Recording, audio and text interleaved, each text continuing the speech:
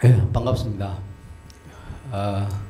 이게 또 현장에 계신 분들 또 현재 변화는 뭐 누구나 다 겪고 있어서 다들 다음 패러다임 시프트라고도 요즘 시대를 얘기하는데 이럴 때 어떻게 해야 되는지 제가 고민한 것을 같이 나누는 시간을 갖도록 하겠습니다. 저도 제가 10여 년 전부터 이 변화가 어떤 방향으로 일어나지? 그럼 우리는 어떻게 해야 되지? 하는 관점에서 제가 이제 경영학적 관점에서 연구를 좀 했고, 그걸 좀 알리려고 그동안 또 노력도 좀 했습니다.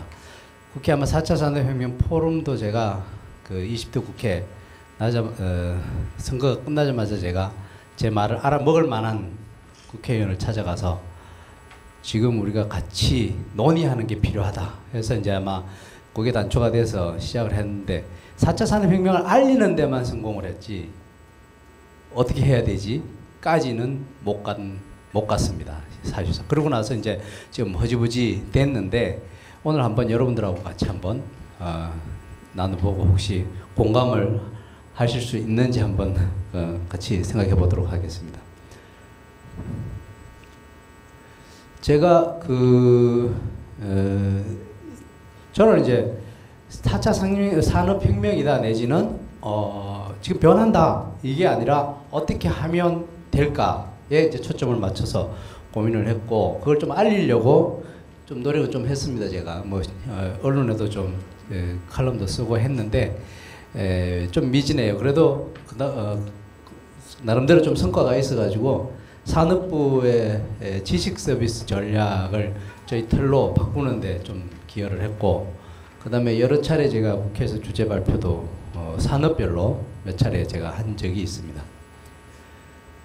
그래서 그러면 제가 보는 관점에서 4차 산업혁명을 한번 설명을 드리고 어떤 패러다임이냐 하는 이제 관점에서 한번 보고요. 그 다음에 그러면 어떤 전략을 우리가 취해야 되나 하는 관점에서 저희 연구실에서 그동안 연구했던 에코사이언스라는 관점의 경영 전략을 한번 소개하도록 하겠습니다.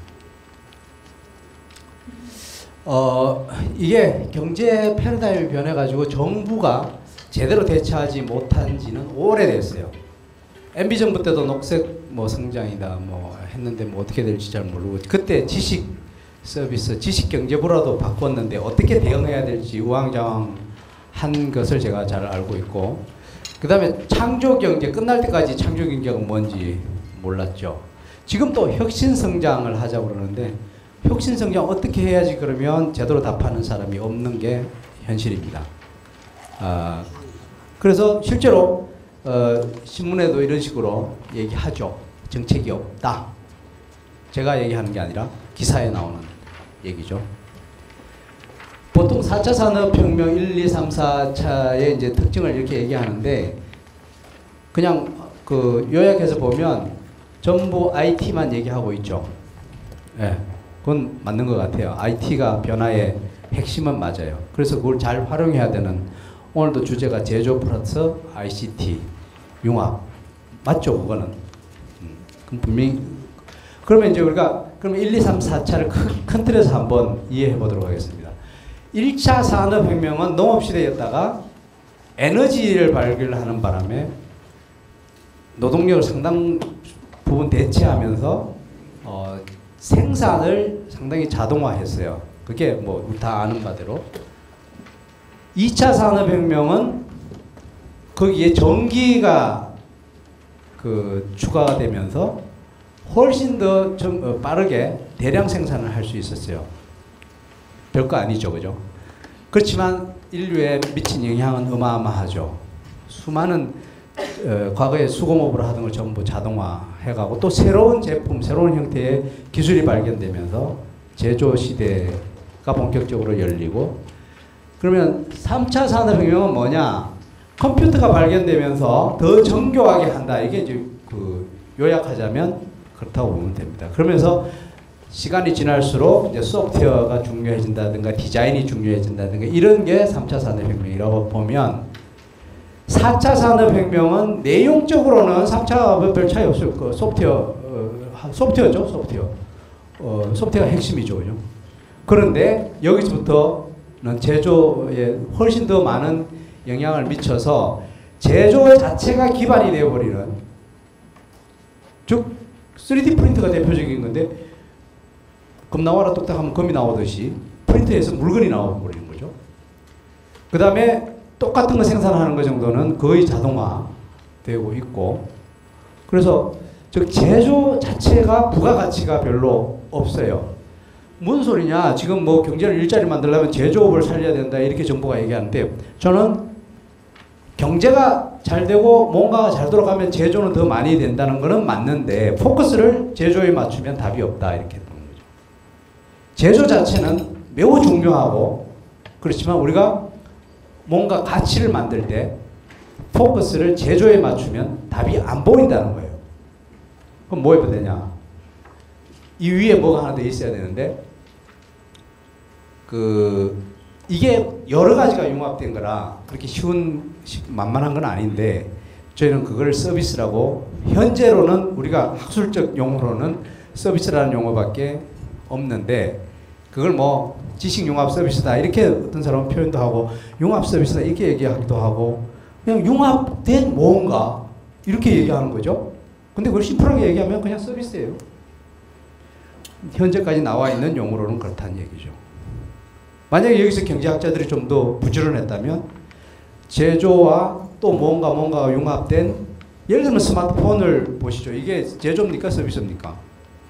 우리는 분명히 통신사에 돈을 한 달에 10만 원이 넘는 돈을 내면서 쓰고 있어요. 이게 제조입니까 서비스입니까?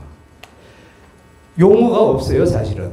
근데 어쩔 수 없이 서비스라는 용어를 저는 쓸 수밖에 없는데, 서비스는요 1차와 2차 산업을 도와주는 뭔가, 즉 1차도 2차도 아닌, 즉 제조를 도와주기 위한 뭔가를 우리는 서비스라고 보통 경제학자들이 과거에 정의를 해놓은 상태에서, 더 이상 발전이 없는 상태에서 세상은 변하고 있고 우리는 새로운 용어가 필요한데, 그거를 저는 한마디로 요거는 스마트폰 서비스다. 이거를 쓰려면 스마트폰이라는 제조를 해야 된다. 이렇게 이해를 할 수밖에 없어요. 즉 우리는 더 큰 가치를 만들어내고 있는데 그거를 지칭할 용어가 마땅치 않아요. 그 정도로 우리가 빨리 변하고 있고 학문은 못 따라가고 있는 거예요.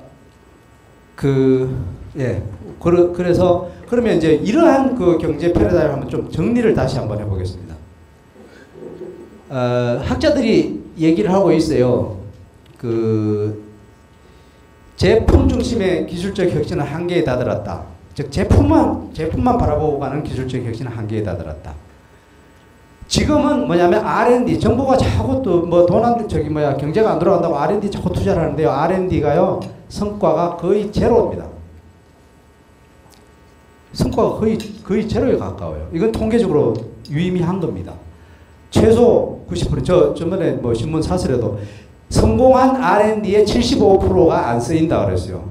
즉 성공으로 판정이 났는데 제품화로 안 가는 거죠. 그럼 실패한 것까지 치면 90%가 넘는 거죠. 즉 R&D에 포커스를 맞춰서도 안 된다. 실제로 전체적으로 지금 이런 식으로 우리가 이제 잠재적 GDP 증가율의 장기 전망은 계속해서 나빠지고, 우리나라에서 R&D의 비용은 이렇게 많이 쓰고 있는데, OECD 가장 많이 쓰고 있는데 일본이나 한국이나 마찬가지로 다 추락하고 있어요. 그리고 아무리 현재와 같은 틀 속에서 우리가 열심히 노력해도 지금 하강하는 거기에서 벗어나지 못한다 하는, 이걸 학자들이 해놓은 걸 제가 그냥 좀 모아놓은 거죠. 그러면 뭐냐? 결국 이분이 말씀처럼 서비스와 전략 중심의 서비스 경제로 이동하고 있다. 경제학자들은 문제는요, 저는 이제 경영학부에 있어서 뭐 경영이 더 우월하다 이런 뜻은 아니고, 경제학자들은요 과거의 데이터나 이런 걸 중심으로 해서 어떤 이론을 만들어내고 논리적으로 설명을 잘 하죠. 그렇지만 경제를 돌리는 방법을 잘 만들어내는 학문은 아닌 것 같습니다.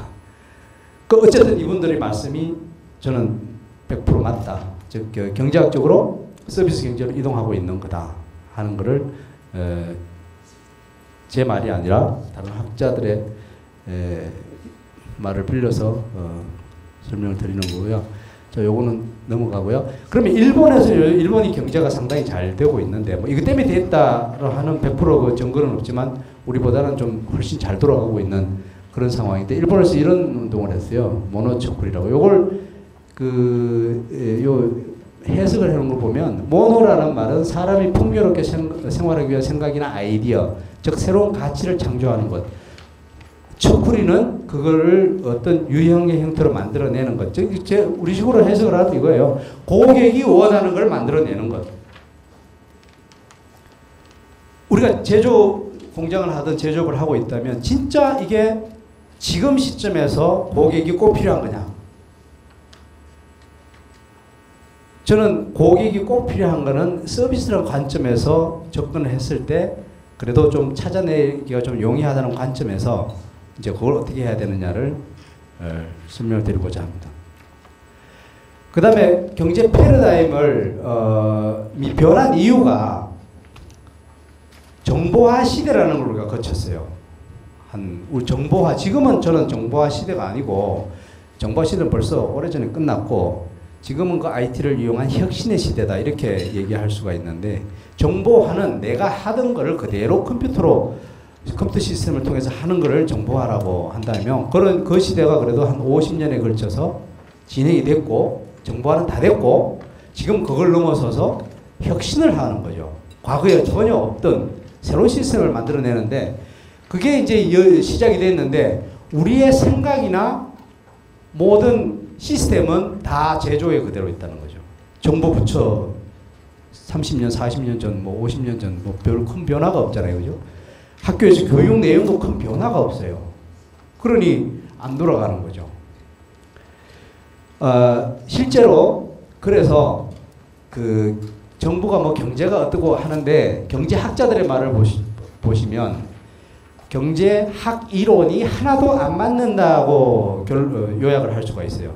즉 맞지도 않는 이론을 가지고 지금 소득주도 성장이다 뭐 아니다 뭐 얘기하는데 이론이 안 맞는다는 거예요. 이론으로 얘기하면 그 사람이나 우리나 똑같다.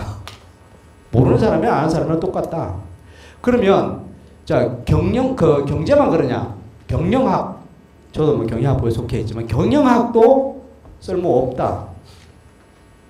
즉 과거의 경쟁의 틀 예를 들면 대량 생산을 한 다음에 마케팅이라는 어떤 그런 요술방망이를 통해서 시장에 내다 파는 거, 이 틀, 이 자체가 안 맞는 거죠.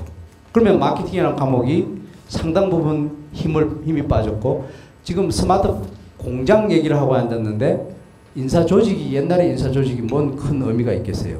공장에서 사람이 사라지는데. 즉 경영학조차도 이미 요즘 시대를 설명하기에는 한계가 있다. 그러면 뭐냐? 그러면 이제 우리가 그 단서를 찾아야 되는데 세계적 대가들이 이런 말을 하죠. 공유 경제다. 마이클 포트 공유 가치다. 즉 전쟁에서 싸워 이기려면 마이클 포트는 경영 전략 교수입니다. 싸워 이기려면 공유할 가치를 찾아라. 뭔가 공유를 하자 그래요. 그러면서 이런 얘기를 하죠. 우리도 에어비앤비 하자. 우리도 우버를 하자. 이런 얘기를 하죠. 그거는 자동차를 공유하고 집을 공유하니까 이건 공유경제다. 이렇게 얘기하는데 여기서 커다란 오해가 있습니다. 공유를 마치 어떤 재화나 어떤 물건 같은 거를 공동 소유한다는 이런 말의 어떤 단어에서 오는 착각인 거예요. 저는 완전히 잘못 해석했던 그게 틀렸다는 얘기 그 자체가 공유경제가 아니라는 얘기는 아니고 여기서 공유는 공동으로 소유한다는 뜻이 아니라 shared economy 그 다음에 shared value예요. 단어의 뜻을 잘 해석해보면요 share는 나눠 먹자는 뜻이에요. 그래서 마이클 포트 교수가 create shared value 공유 가치를 얘기한 거는 같이 나눠 먹을 가치를 같이 만들자. create shared value. 가치를 만들어야 나눠 먹을 게 있을 거 아니에요. 물건 공유하는 초점을 맞추면 전혀 본질하고는 맞지 않는데 지금 기사를 봐도 그렇고 대부분 공유 경제는 마치 우리가 가지고 있는 뭔가 물건을 공유하는 것처럼 이게 단어 번역 과정에서 전달이 정확하게 안 되는 데서 오는 오해라고 생각이 됩니다.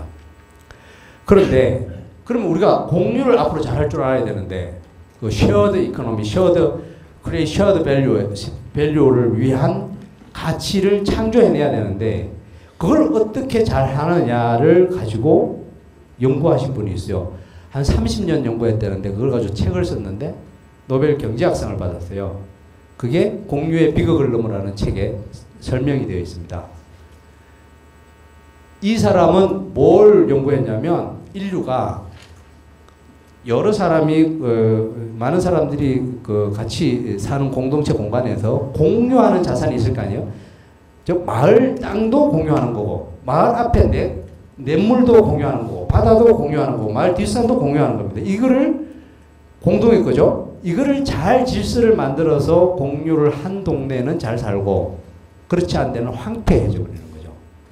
저 어떤 때는 마을 뒷산에 나무를 다 잘라버렸죠. 우리 옛날에 보면 뭐 산림 녹화하기 전에 서로 땔감 가져가려고 해서 산이 다 민둥산이었던 적이 있었던 거를 지금은 그 산을 잘 가꾸자 해서 나름대로 가치 있는 산으로 만들어지 않았나 이렇게 생각이 됩니다. 어쨌든 이 사람은 눈에 보이는 공유 자원을 잘 쉐어하는 모델을 찾아서 책을 썼습니다. 그런데 지금부터 우리가 해야 될 일은 눈에 보이는 자원이 아니고 눈에 안 보이는 자원을 눈에 안 보이는 뭔가를 가치가 되는 걸 만들어서 그것도 여러 주체가 힘을 합쳐서 만들어서 쉐어해야 되는 거예요. 그러면 저는 이제 이 사람이 그 쉐어를 잘 하는 지역의 특징을 조사해서 요약을 해봤더니 8가지 법칙을 잘 지키더라 이거예요. 그거를 뭐 복잡하니까 제가 좀 단순화시켜서 목표 설정, 비즈니스 환경, 비즈니스 모델, 나머지는 제도 혁신입니다. 정부가 지금 계속해서 수십 년째 벌써 혁신하자, 뭔가 규제 개혁을 하자 이러는데요. 그러면은 답이 안 나옵니다. 규제 개혁은 목적에 의해서 그걸 달성하기 위해서 현재 걸 타파하고 새로운 규제를 만들어야 됩니다. 거기에 맞게끔. 그런데 지금은 규제만 없애자 쪽으로만 있으니 없애면 부작용이 반드시 있어요. 과거에 그 규제를 만들 때는 다 이유가 있었거든요. 어떤 거는 완전히 없애도 되겠지만은 그런 거 벌써 다 찾아서 없앴을 거예요. 아마 지금부터 자꾸 계속 규제 철폐 하지만 반드시 거기에 대한 어떤 반대 논리가 있어서 어려운데 우리가 같이 잘 살기 위해서 새로운 규제를 만들고 이것 때문에 어마어마한 가치가 생긴다고 공감한다면 있던 규제를 버릴 수 있겠죠. 어쨌든 그래서 이것이 바로 목표 설정과 비즈니스 모델, 비즈니스 환경, 이거는 공유와 협력의 문제고 제도 혁신은 새로운 질서를 도입하는 건데 여기에 이 사람이 시대에 연구한 대상이 없었던 것은 뭐냐면 IT가 없었어요. 그래서 우리는 그 플랫폼이라는 것도 좀 고민해야 되고 어쨌든 새로운 공유 자원을 창출해내야 된다는 거죠. 이게 쉬운 일은 아니지만 우리가 반드시 해야 될 일이죠. 스티브 잡스가 보세요. 뭐 이따가 계속 스티브 잡스는 정말 이런 새로운 패러다임 시대에 우리한테 보여준 정말 훌륭한 모범 사례인데 이 사람은 망해가던 컴퓨터 제조업자가 통신과 콘텐츠 산업을 다 장악해버렸어요. 플랫폼 하나 가지고. 확실한 건 뭐냐면 이 사람은 망해가던 컴퓨터, 제가 좀 극단적으로 나쁘게 표현하면 망해가던 컴퓨터 조립업자예요. 그렇잖아요? 수많은 반도체들 여기저기 사가지고 디자인 쌈박한 컴퓨터를 조립을 하고 소프트웨어 OS 하나 잘 만들어가지고 판매하던 그런 데인데 나쁘게 얘기하면 그런 거고 저평가하자면 고객을 바라보는 눈이 아주 날카로웠던 분이죠. 고객이 원하는 게 뭔지를 정확하게 꿰뚫는 분이죠. 어쨌든 그런 사례가 있습니다. 그래서 스마트폰을 한 거는 우리가 요걸 봐야 되는 거죠. 저 서비스. 이건 거부할 수 없는 서비스를 만들어낸 거예요. 거부할 수 없는 스마트폰을 만드는 게 아니라 거부할 수 없는 서비스를 만들어낸 거죠. 그렇게 이해하면 전체가 이해가 될 수 있고요. 그래서 그 중요한 건 뭐냐면 우리가 지금 해야 될 일이 전혀 없던 새로운 서비스를 만들어내는 게 아니라 현 시점에서 우리가 해야 될 일은 지금 사람들이 필요로 한 서비스를 가치 높게 혁신하는 거예요.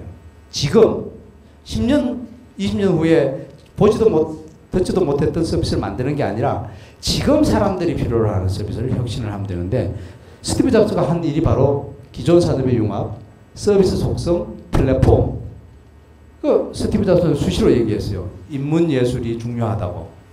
자기가 한 건 전부 결국에는 인문예술을 발전시킨 거고 돈은 인문예술에서 나온 거죠. 기계는 뭐 누구나 할 수 있는 거고 삼성도 만들 수 있었거든. 그런데 결국엔 인문예술의 생태계가 만들어진 거예요. 자, 이제 그 시간 관계상 넘어가고요. 즉 그렇다면 우리가 해야 될 일은 바로 통합 서비스를 먼저 생각한 다음에, 즉 사람들이 아까 모노츠쿠리, 일본의 모노츠쿠리와 같은 그 적어도 방향은 그쪽에서도 정확하게 봤다고 생각되고요. 고객이 뭘 원하는가. 그래서 그거를 서비스 관점에서, 통합 서비스 관점에서 보면서 융합을 해내고 제조는 거기에 맞춰서 해야 되는데 반드시 제조가 있어야죠. 절대로 제조가 중요하지 않다는 얘기는 절대 아닙니다. 다만 그 제조가 남들보다 경쟁력이 있으려면 먼저 고객이 어떤 형태의 서비스를 원하냐, 거기에 맞는 제조. 우리나라가 크게 성공한 사례가 바로 이 CDMA 기반의 이동통신 서비스인데요. 저거 만들 때요, 우리나라 기술 없었어요. 거의 100% 수입을 한 거죠. 퀄컴의 거. 어마어마한 돈을 갖다 준다고 뒤에서 막 비난을 많이 했는데 그 기술자들이 비아냥거리는 거죠. 원천 기술 우리가 개발해야 되는데 사다 쓴다고. 그런데 훨씬 더 큰 가치를 만들어냈고 결국에는 시간이 지나면서 우리는 많은 기술을 개발했어요. 그래서 스마트폰, 적어도 스마트폰과 관련된 기술은 세계에서 그래도 상당히 인정해주는 수준까지 됐는데 이때는 거의 기술이 없었다고 보면 돼요. 그런데 변화는 어디서 왔냐? 바로 남들보다 먼저 서비스를 시작했다는 거죠. 그래서 2년 후부터 수출을 하기 시작했어요. 물론 그 안에 있는 기술은 외국 거지만 시사하는 바가 아주 크죠. 즉 우리가 관점만 조금만 바꾸면 얼마든지 지금도 잘할 수 있다는 거. 제가 이제 그 스마트폰을 이런 식으로 표현했듯이 뭐 여기 혹시 뭐 오늘 뭐 의료 서비스 쪽에 종사하시는 분들이 꽤 많을 거라고 얘기를 들었는데 의료 서비스든 뭐든 똑같은 틀을 가지고 있다고 저는 생각을 해요. 예를 들어서 농업, 우리나라 농업은요 아주 옛날부터 지금 골치 아프죠. 돈은 안 되고 없앨 수는 없고 농산물은 외국계 훨씬 싸고. 자, 근데 프랑스나 이런, 프랑스를 보시죠. 프랑스 아직도 농업 국가입니다. 유럽이 다 농업 국가예요. 네덜란드, 덴마크 다. 그런데 한 사례를 보면요, 예를 들어서 포도 농장 같은 경우는 프랑스는 포도를 수입도 안 하고 수출도 안 합니다. 전부 다 와인 생산을 하죠. 그 이유는 포도가 서비스 수준이 된 거예요. 포도주가. 요리도 생산이 아니고 고급을 지향을 하면서 그렇게 된 배경은요, 품질에 대한 인정이에요. 인정. 즉 미쉐린 평가 이런 게 요리사들로 하여금 새로운 요리를 창조해내도록 하는 어떤 원동력이 되게 하는 어떤 기반이 됐고, 그 다음에 와인 같은 경우는 지역별로 차별화하는 그런 인증제도, 즉 지리식 표시제도라고 얘기를 하죠.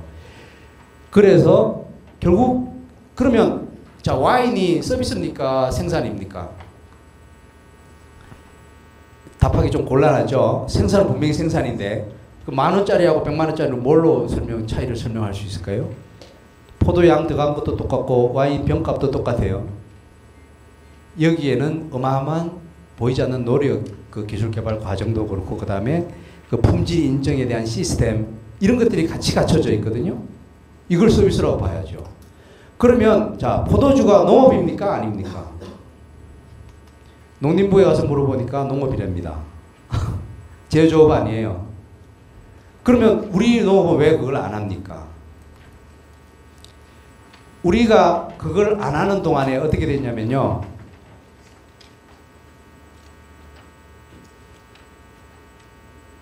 그 가장 핵심이 술을 없앤 게 우리의 패착이라고 생각을 해요. 술을 없애니까 음식이 거기에 술이 먹지 말아야 될 술을 먹고 있어요. 저 화학주. 저는 좀 심하게 얘기하면 독극물이라고 얘기해요. 석유 추출물로 만들어진 소주. 발효 과정에 추출물 들어가고 너무 맛이 없는 알코올이라 설탕이 200배가 되는 아스파탐 같은 이런 감미료를 넣은 게 우리 소주입니다. 그러니까 그 싸구려 소주를 먹으려고 하니까 싸구려 음식이 돼지 기름이라고 나는 표현하는데 삼겹살, 소기름 이게 궁합이 잘 맞아요.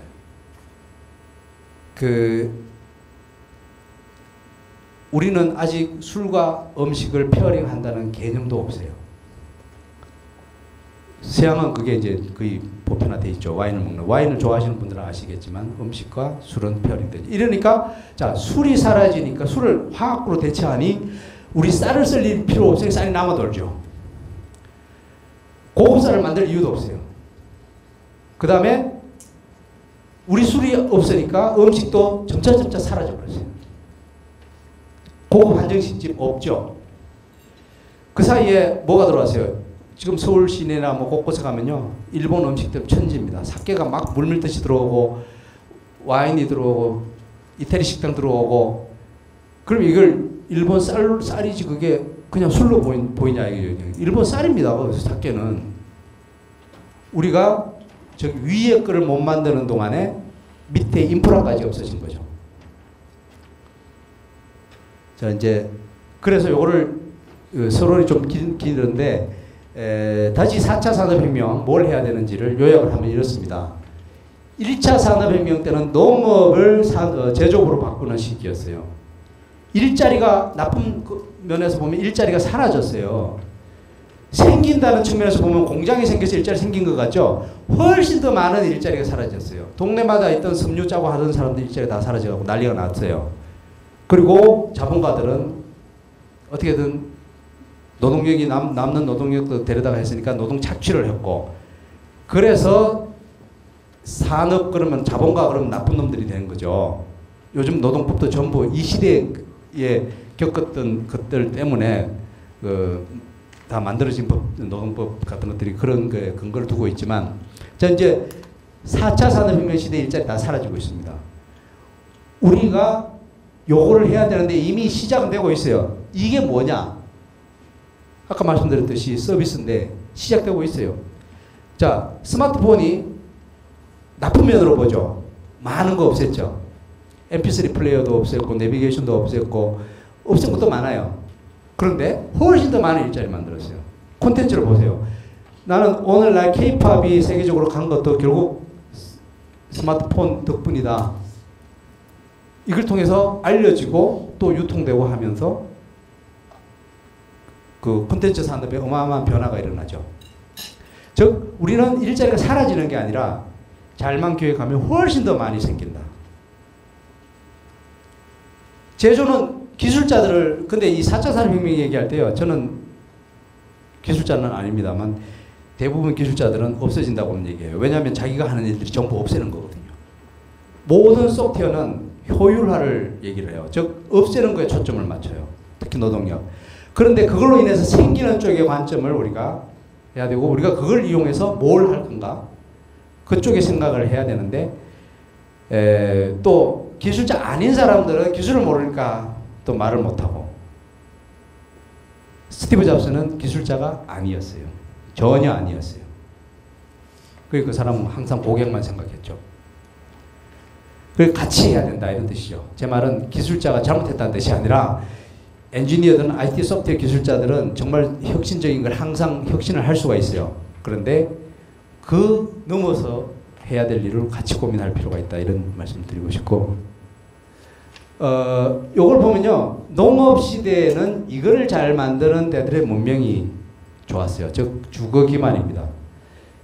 제조 시대 때는 산업 인프라라 그러죠. 도로, 항만 이런 거 이걸 잘 만드는 데들이 융성했고 그 다음에 다음 시대는 IT를 잘 활용을 해야 됩니다. 당연히 이걸 우리가 이제 플랫폼이라는 걸로 얘기를 하고 있는데 자 이제 그래서 우리는 완전히 다른 서비스를 창조해내는 걸 생각을 하면서 다음 스텝을 생각해야 된다 하는 거. 그런데 아직도 정부 곳곳에서 생각하는 거는 혹은 많은 사람들이 생각하는 거는 융합이라 그러면 갖다 뭉치면 융합이라고 생각하는데 그게 아니에요.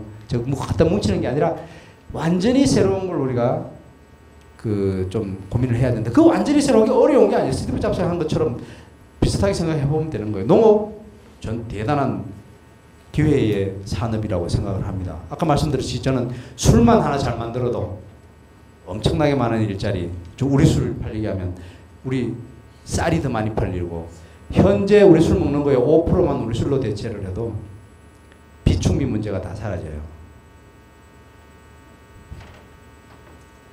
그래서 결론은 새로운 산업 패러다임의 결론은요.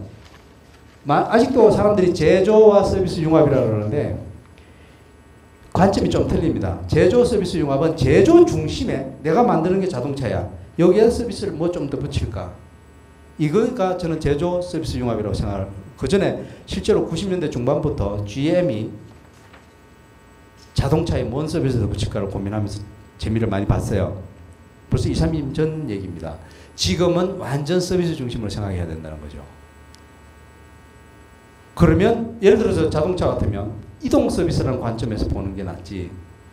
우리 자동차를 가지고 최고의 서비스를 할 거야. 이게 아니라 어떻게 하면 고객을 더 편리하게 이동시켜 줄까?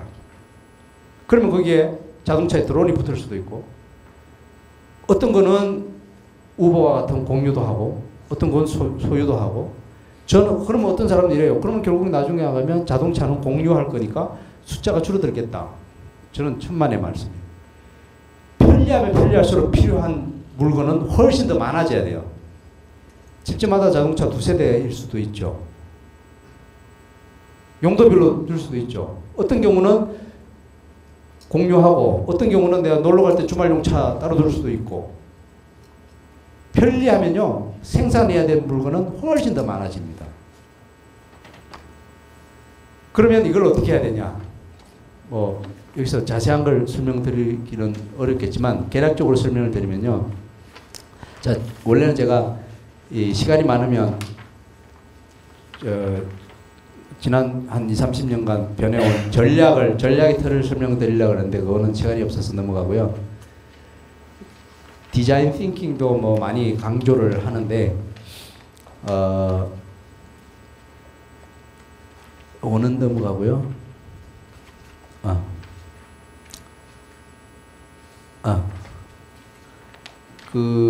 아까 말씀드렸듯이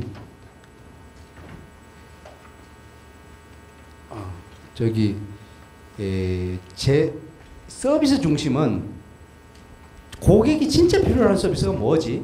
우리 제품은 당연히 들어가야 되겠지만 제품 중심으로 고민하는 것보다는 자 우리가 어떤 제품을 생산하는데 이게 포함된 이걸 써야 될 고객이 진짜 필요한 게 뭐지에서 출발하는 게 맞다. 그렇게 할 때 이제 우리가 그걸 요즘은 고객 경험이라는 말을 많이 쓰는데 그게 이제 패러다임이 완전히 제조 중심 것과 서비스 중심이 좀 분명히 차이가 있다 하는 걸 말씀드리고 그걸 하려면 이렇게 되는 거죠. 자, 원하는 건 우리가 해야 될 일은 이제 서비스인데 이거를 만들려면 그동안에 발전해온 모든 지식이 총동원돼 갖고 우리는 그 고객을 만족시킬 어떤 서비스를 위한 산업 생태계가 있어야 된다. 그 생태계는 어떻게 구성되어 있나 하면 수많은 종류의 비즈니스들이 같이 결합이 되는 거죠. 스마트폰 서비스에는 음악이 있고 게임이 있고 각종 앱이 있고 그죠? 수많은 것들이 결합되어 있잖아요. 그죠? 여기서 생태계와 그 어떤 기업 중심의 서비스가 차이가 뭐가 있냐면 생태계는 전혀 그 뭐죠 그 의존적이지 않은 독립적인 기업들이 같이 공동의 서비스를 창출한다는 게 차이가 있는 거예요. 만약에 스티브 잡스가 스마트폰을 고안하면서 내 스마트폰을 사는 고객한테 팔기 위해서 게임도 우리 회사 자회사가 만들고 음악도 우리 자회사가 만들고 이렇다면 그 서비스를 하기 위해서 비용이 어마어마해질 거예요. 근데 우리가 얼핏 생각을 해보면 대충 보면 스티브 잡스가 한 일은 플랫폼 하나 잘 만들고 여기저기 의뢰해가지고 스마트폰 쌈박하게 만든 거죠. 그래가지고 통신산업이 여기에 완전히 잡혀오고 수많은 콘텐츠가 다 잡혀왔잖아요. 그죠? 그래가지고 애플은 거기서 삥 뜯어먹죠. 게임이 팔릴 때마다 음악이 팔릴 때마다 그런 구조죠. 그래서 여기서부터 이제 사실 생태계라는 말은 스티브 잡스가 만들어 놓은 스마트폰 서비스 생태계 보고 깜짝 놀래가지고 그때부터 우리나라에서도 산업부에서 생태계라는 말을 본격적으로 쓰기 시작했어요. 이거 독립적이다 이거죠. 제가 이제 그럼 그걸 어떻게 해야 되냐를 가지고 틀을 저희 연구실에서 만든 게 있어요. 서비스에는 반드시 생태계가 있고 생태계는 플랫폼으로 결합이 일어나고 이 플랫폼과 이 전체가 경쟁에서 살아남아야 되기 때문에 전략을 동시에 생각해야 된다. 이 네 가지를 동시에 해야 되기 때문에 쉽지 않다. 좀 고민을 좀 해야 되는 거다 하는 그런 거죠. 그래서 제가 이제 이름은 이렇게 이건 모든 사람이 인정하는 일반 용어는 아닙니다만 에코사이언스라 이름을 붙여봤는데 에코 생태계를 과학적으로 만들어보자 하는 그런 게 이제 에코사이언스라는 뜻으로 붙였는데요. 서비스와 생태계와 플랫폼과 스트래티지 이거를 하는 이제 만들어 가는 과정을 저희가 7단계로 일단 했는데 최근에 저희가 산업부에 좀 지원을 받아서 이걸 좀 미세하게 세부적인 걸 좀 조정하고 있는데 개략적으로 설명드리면 먼저 서비스를 디자인 띵킹과 같은 어떤 절차 같은 걸 이용해서 아이디어를 문제 해결을 위한 서비스를 도출한 다음에 그 다음에 이제 전략 설정하고 거기 참여할 생태계를 정의한 다음에 생태계에 참여하는 모든 구성원들이 돈이 돼야 되는 거예요. 그렇게 그 통합 비즈니스 모델이 잘 만들어지고 그런 다음에서 플랫폼을 만들어야 되는데 우리나라에서는 아직도 정부에서 나가는 과제들을 보면 플랫폼 만들어라 하는 과제가 무수히 많이 나와요. 대부분 다 실패합니다. 실제로 엔지니어들이 허망하다고 그래요. 돈은 수십억짜리를 했는데 끝나고 나면 또 다른 연구 과제를 하기 위해서 뛰어들고 그게 유지가 되질 않으니까 저는 참 불행하다고 생각합니다. 하나의 연구 과제 업소 플랫폼을 만들었다면 그 사업이 된다면 그걸 가지고 10년 20년 울고 먹을 수도 있는데 그냥 돈 따먹기 R&D 돈 따먹기 해갖고 플랫폼 개발해서 3년 정도 일해서 개발한 다음에 버리고 또 다른 연구 과제다 또 개발해서 버리고 자 직장에서 떠날 때 엔지니어한테 남는 것도 없어요. 월급 받아먹고 사는 것밖에 없죠. 그게 아니라 한 번의 기회가 주어졌을 때 혹은 또 한 번 실패했다면 또 한 번의 더 기회도 주어질 수 있고 그것이 제대로만 된다면 그것이 바로 처음부터 되는 사업을 가지고 해야 되는데 R&D를 위한 R&D를 하죠. 그리고 우리가 제도 개선이 반드시 필요하고 이 틀에 따라서 그 과거에 통신사들이 했던 걸 한번 해석을 하면요. 통신사가 중심이 돼서 나름대로 생태계가 있었어요.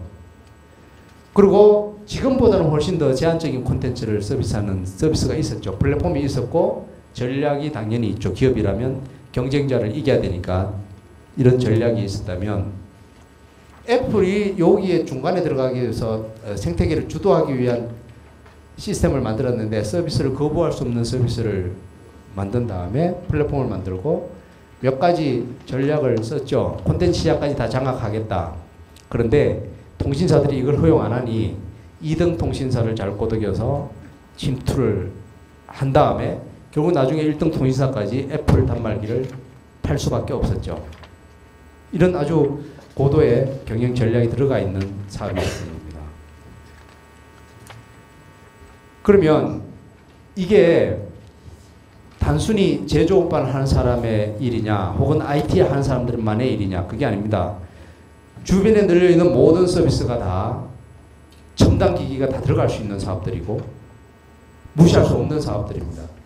농업을 보시죠. 이거는 제가 일부러 농업을 얘기한 거는 마이클 포터의 논문에 나오는 얘기입니다. 공유 가치. 제가 지금 얘기하자는 게 공유 가치를 만드는 절차이기도 합니다. 커피 농가, 네슬레가 커피 농가들하고 협력을 하고 또 커피 농가들한테는 이제 금융회사, 그다음 기술, 그다음에 인증 기관 이런 데들이 같이 해서 뭘 했냐면 고품질의 원두를 만들었어요. 만약에 네슬레가 이런 걸 약속을 안 해주면 고품질의 원두를 많이 안 만들죠. 우리나라 지금 유기농 아무리 좋다 그래도 사람들이 많이 찾지 않는 데는 아마도 신뢰라든가 이런 문제가 있기 때문에 비싸게 못 받고 그러다 보니 유기농을 하면 손해본다 해서 안 하죠. 근데 네슬레가 내가 파는 건 보장할 테니 니들이 같이 생산하자 해서 협력을 해서 만들어서 오늘날 네스프레소에는 당연히 이 고품질의 원두를 써서 하고 있어요. 그래서 이것들이 다 독립기관이라는 거죠. 나름대로 생태계예요. 공유로 가치를 같이 만들어서 쉐어한 거죠. 그래서 농가들의 수입이 300% 증대가 됐다. 요거는 마이클 포터 논문에 나오는 사례입니다. 저는 우리 농업의 가치가 당연히 사람들이 먹고 사는 문제가 가장 중요하죠. 지금 또 많은 사람들이 병에 걸려 직장에서의 스트레스로 인해서 병에 걸리는 경우도 있고 음식 조절 잘못해서 병에 걸릴 수도 있고 근데 최고의 가치는 유기농으로 해서 우리 몸에 딱 맞는 그런 걸 할 수만 있고 서로가 신뢰만 한다면 농업이 정말 미래 산업인데 아까 말씀드렸듯이 유럽에 비해서 우리는 그 작업을 너무 안 했어요. 유럽에 우리 농산물 수출 마음대로 못 하거든요. 그 사람들이 정해놓은 기준이 있어서 거기에 못 들어갑니다. 농약이라든가 뭐 이런 농업 생산하는데 아마 필요한 모든 전 과정, 전 성분 이런 걸 다 검증 가능해야 그나마 들어갈 걸로 알고 있는데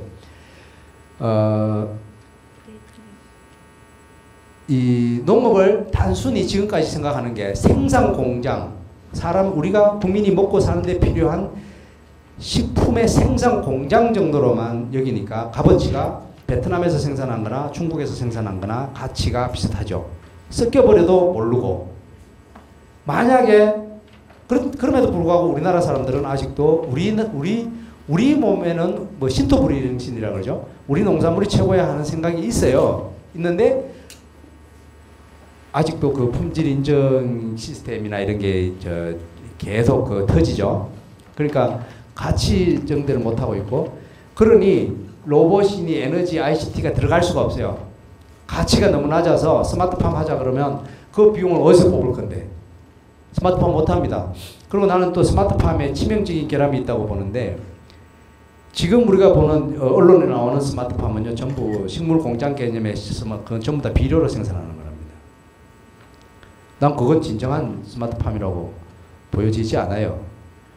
진짜 스마트팜은 그거보다도 우리 건강한 농산물을 저비용으로 품질 확인하면서 하는 그것이 저는 진정한 스마트팜이라고 생각하는데 우리나라는 이랬던 저랬던 비용 문제 때문에 비용은 뭐 때문에 그러냐?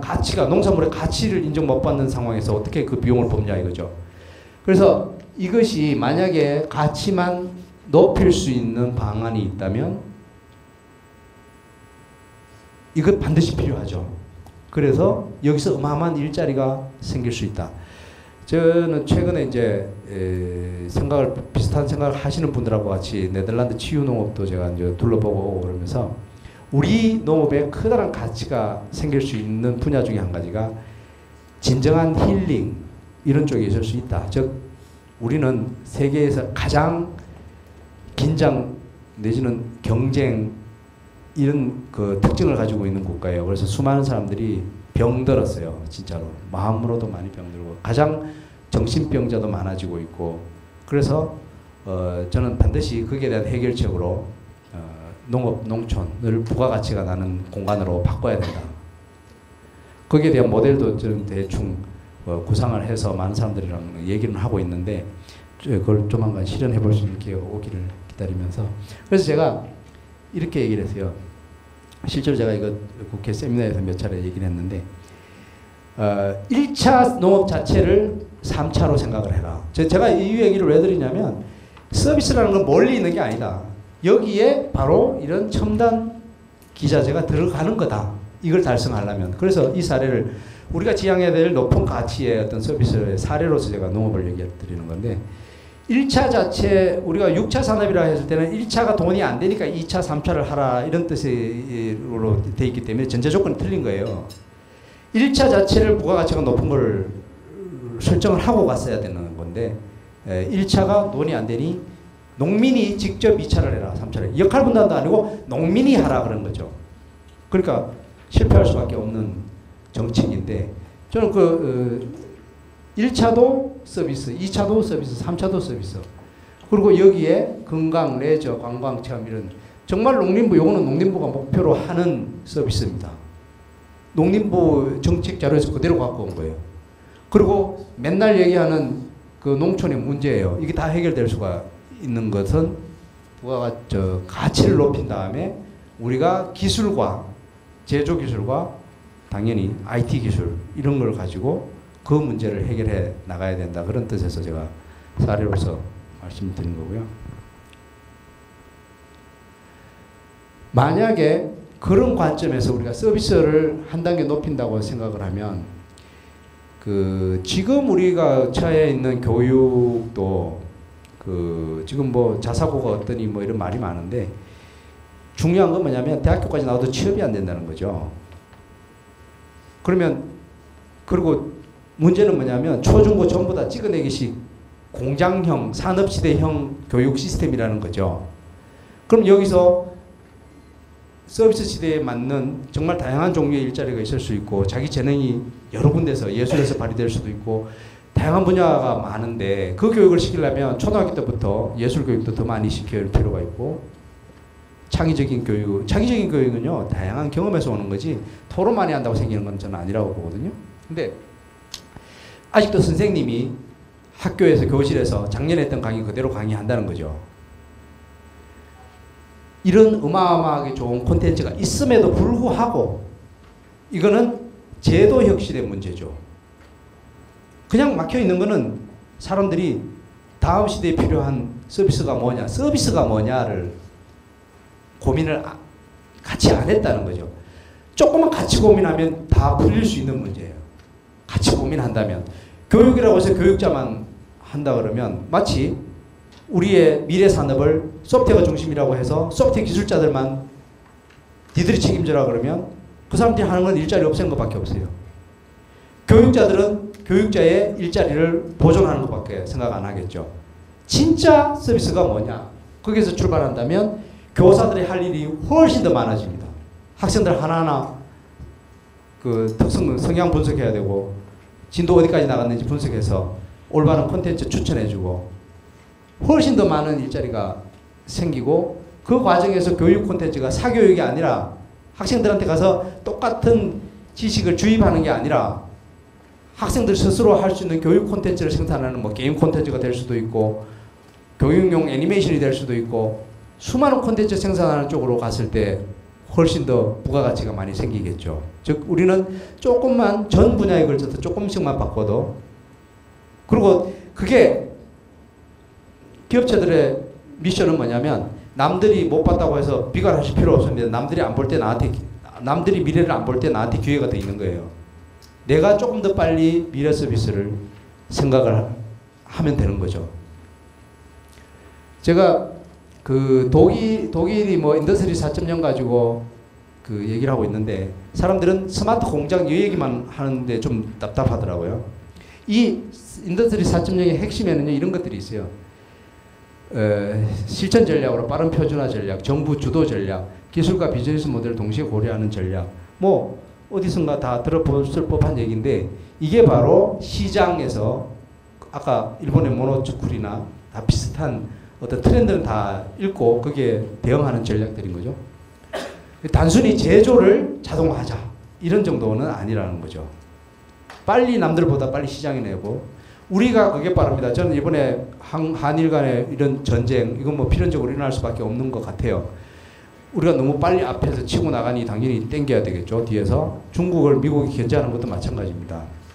저는 소프트웨어 중심의 사회는요. 누가 더 빨리 가느냐.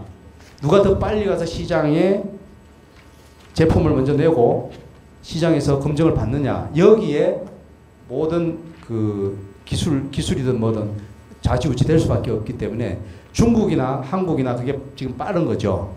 미국 사회나 이런 데보다. 그래서 중국에서 막 그 IT 뭐 굴기니 뭐 해가지고 어쨌든 그 대대적으로 치고 나가려고 그러니까 지금 뒤에서 잘 잡당기는 거인 것으로 보여지고 일본도 마찬가지로 지금 그런데 이 대세는 저는 뭐 좀 낙관적으로 봤을 때 한국이 좀 고비만 좀 잘 넘기면 우리의 국민 특성상 일본이 따라오기 좀 쉽지 않겠냐 이렇게 이제 낙관을 해보는데 그 다음에 이제 저희가 서비스 관점에서 우리 전기 뭐 에너지 문제 이것도 저희가 한번 봤더니요 그 빨간 그 글씨 있는 게 우리가 잘 안 되는 거예요. 요게 우리의 그 전력 그 변화의 여지가 모든 분야에 있다는 걸 설명드리기 위해서 제가 에너지 분야도 그냥 잠깐 언급을 드리는 건데 우리는 저 에너지가 아시다시피 뭐 전쟁도 끝나고 저 식민지 시대 끝나고 아무것도 없는 상태에서 정부 주도로 에너지 공급이 되다 보니 한전에 너무 의존하는 구조가 되다 보니 변화를 잘 못했는데 그 부분이 바로 이제 이 서비스 관점에서 좀 상당히 미진해서 유연성이 상당히 없는데 만약에 에너지 관련해서 어떤 뭐 제조업을 하거나 하시는 분들이라면 결국에는 우리가 이런 저 서비스 그 결국 그 어떤 수준 있는 서비스로 넘어가는 과정에 있기 때문에 그걸 예측을 한다면 기업 전략에 반영을 할 수 있다. 그런 차원에서 저희가 요 빨간 거를 표시해 본 겁니다. 이건 저희가 이제 4차 산업혁명 시대의 에너지를 어떻게 가져가야 될까 하는 것에 대한 정책 그 연구를 저희가 좀 했었는데 그때 만들어진 자료입니다. 저희가 요새 요거는 뭐 어떤 답이 있는 건 아니고요. 지금 이런 조명이라든가 이런 이제 광산업 중에 일부인데 조명 산업도 이 전부 모든 제조업이 지금 중국에 다 그 경쟁하면 다 지죠. 그 생산 단가 이런 걸로 하면 그래서 다들 위기의식을 가지고 있더라고요. 조명 산업.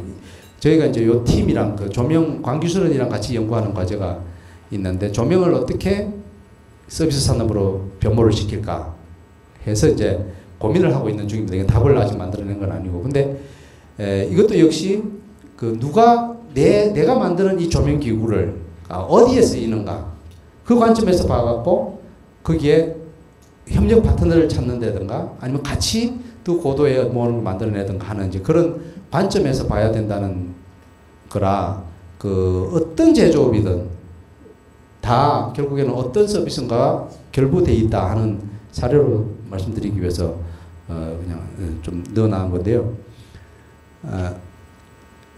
저희가 보니까 그 광산업이 현재 수준은 괜찮더라고요. 우리가 그 선진국에 대비해서. 근데 다 위기감을 느끼고 있고 다 힘들다고 이렇게 얘기를 하고 있더라고요. 그래서 제가 요약을 하자면 이렇습니다. 저희가 제시하는 전략은 이 경영 큰 틀에서 과거에 이제 이건 뭐 마이클 포트가 이런 얘기를 했어요. 그 공유 가치를 내면서 그 이때까지 한 거는 사실 업계가 정해진 상태 경쟁자가 눈에 보이는 상황에서 이분이 처음에 그 전략의 틀을 경쟁자의 종류를 이분이 아주 세분화했죠. 직접적인 경쟁자도 있지만 고객도 경쟁자고 소비자도 경쟁자고 부품 공급자도 경쟁자다. 이번에 우리 아주 톡톡이 당하고 있잖아요. 원료 공급자가 우리의 발목을 잡잖아요. 바로 그런 어떤 전략의 틀을 만들었던 분이 이제 그것만 갖고는 시장에서 살아남지 못하니 나와 전혀 다른 업종에 있는 무엇들과 같이 가치를 같이 만들어서 쉐어해라. 그게 Create Shared Value거든요. 우리의 시야를 좀 넓게 가져가야 된다. 고객 파트까지. 그런데 이제 마이클 포트는 사실 거기까지 얘기하고 어떤 절차나 이런 거를 논문이나 이런 걸 발표한 적이 없어요. 그래서 저희 연구실에서 했던 거는 이제 에코사이언스를 이제 제안을 했고, 그동안에 보니까 뭐 별로 다른 데서들도 특별한 전략을 안 만들어서 저희가 산업부하고 같이 이제 일을 하고 있는데, 이 서비스, 문제는 이제 이걸 동시에 다 고려해야 된다는 거죠. 서비스 융합이다. 즉, 내가 지금 제조를 하고 있어도 내 제품은 뭔가 같이 서비스에 쓰이고 있다. 그게 뭐냐? 그 다음에 반드시 어떤 식으로든 IT가 결합되고 있다. 물론 스마트 공장 이걸 떠나서 협력하면서도 또 IT 시스템이 필요하다. 그건 플랫폼이라고 보면 되고, 이거는 큰 틀에서 보면 지식의 결합이다. 그렇죠. 기술과 기술의 결합이든 뭐든 그 지식으로 얘기할 수 있으니 지식의 결합이다. 그리고 같이 나눠 먹어야 된다. 그러면서 고객 경험 가치가 중요하니 소비자를 항상 생각을 해야 되고, 그렇게 요약을 할 수 있고요. 그 다음에 4차 산업혁명은 다른 게 아니라 서비스 혁명이다. 3차와 4차는 사실 구분이 모호합니다. 3차와 4차는 다 컴퓨터예요. 수단은. 그런데 확실히 달라지는 것은 제조가 아니라 서비스다. 그렇지만 제조는 너무 중요하다. 제가 절대로 제조가 중요하지 않다는 거예요. 제조가 없으면요, 서비스 경쟁력 없습니다. 서비스 경쟁력을 높이려면 제품의 수준도 높여야 돼요. 그렇지만 포커스는 서비스다. 고객 경험이다. 다른 말로. 그 다음에 지식 융합이다. 지식이다. 제가 이제 재미삼아 이 그림을 한번 그려봤는데, 원시 시대 때는 먹거리가 필요했었죠. 오래 살아남으려면 먹거리를 비축하는 사람이 오래 살 수 있어요. 빼앗아 먹든 뭐 말려서 저장을 하든. 산업시대 때부터 돈을 많이 저장하는 게 인간들의 목표였죠. 지금은 정상적인 직장 생활을 해갖고 돈 모아갖고는 죽을 때까지 못 살 가능성이 커요. 평균적인 샐러리맨 기준으로 보면. 죽을 때까지 일할 거리를 가져야 되는데 그게 지식이다. 지식이다. 저 물음표를 해놨는데 그게 지식이다. 여기는 누군가랑 같이 협력하고, 그랬을 때 물론 그 지식의 정도에 따라서, 가치에 따라서 오는 가치는 달라지겠죠. 하여튼 뭐 그런 관점에서 한번 봤고요. 저는 마무리하면서 지금까지 우리나라는 상당히 괜찮은 나라다. 지금까지 별거 없던 나라가 생산 노하우를 이때까지 충분히 축적했다. 세계적으로도 상당히 인정하는 제조 강국이 됐고, IT 혁신 능력 갖췄습니다. 일본보다 훨씬 빠르게 움직이고, 제일 중요한 거는 시장이 있다. 시장이 가장 빨리 반응하는 나라가 우리나라예요. 즉 혁신 제품을 가장 빨리 수용하는 나라가 우리나라. 이건 입증된 사실입니다. 해외에서 우리나라에 연구소를 설립하고 한국을 테스트베드로 활용하는 기업들이 많아요. 외국 기업들이. 즉 국민들이 똑똑해서 그렇습니다. 그런데 국가적으로 제발 좀 패러다임 전환하는 어떤 전략이 될, 즉 혁신 성장을 어떻게 하는지에 대한 좀 고민을 좀 하면 되는데, 전략이 부재하다. 뭐 그런 정도. 그래서 저는 뭐 여기 오늘 이렇게 오신 대부분의 뭐 제조업을 하시든 서비스업을 하시든 서비스 포커스를 맞추면서 전략을 준비하면 할 거는 많다. 그 정도로 제 강의를 마치겠습니다.